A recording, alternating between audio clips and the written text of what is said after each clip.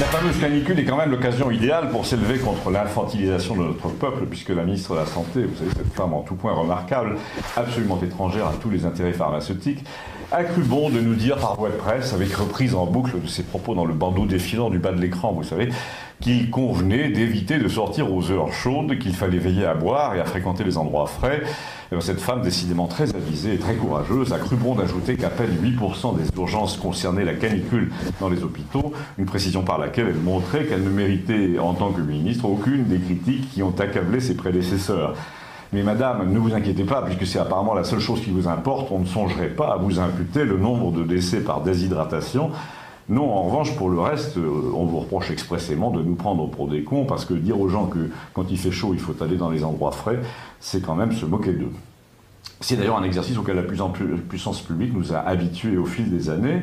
Je connais même un père de famille qui, pour divertir ses enfants dans la voiture, leur demandait de relever dans un cahier les préceptes de l'administration qui témoignaient qu'on prenait les Français pour des débiles.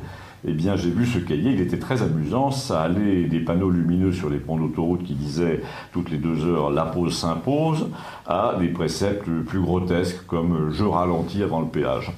Ce dernier précepte me permet de souligner que l'un des vecteurs les plus puissants de l'infantilisation des masses en ce moment, c'est l'emploi du jeu didactique, comme si nous y étions tous en cours élémentaire. Je me lave les dents, je plie ma serviette. C'est un ton qui désormais s'étend à toutes les activités. Bientôt à Roissy, on verra fleurir des panneaux disant « Je me dirige vers la porte 103B et je présente ma carte d'embarquement ».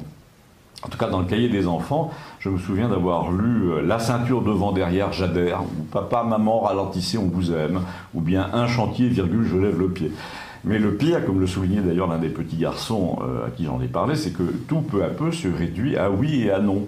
Un jour de canicule, vous allez mettre 2 icônes illustrant le oui et le non, une dame sous un parasol avec un verre qui s'hydrate, donc c'est oui, et un monsieur qui fait son jogging en plein cagnard, c'est non.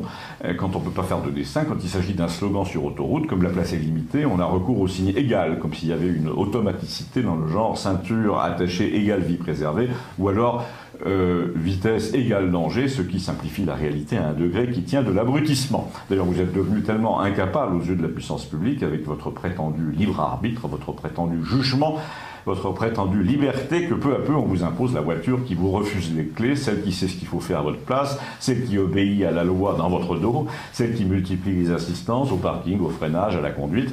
On va me dire on peut refuser, oui, enfin, sauf si l'assureur décide que votre prime sera diminuée de moitié quand c'est la voiture qui décide. Et là, voilà pourquoi nous sommes assez mal partis, à moins de consentir à un raidissement spectaculaire. En attendant, je clique, je m'abonne à Campagnol TVL et je fais passer à mes amis. Merci.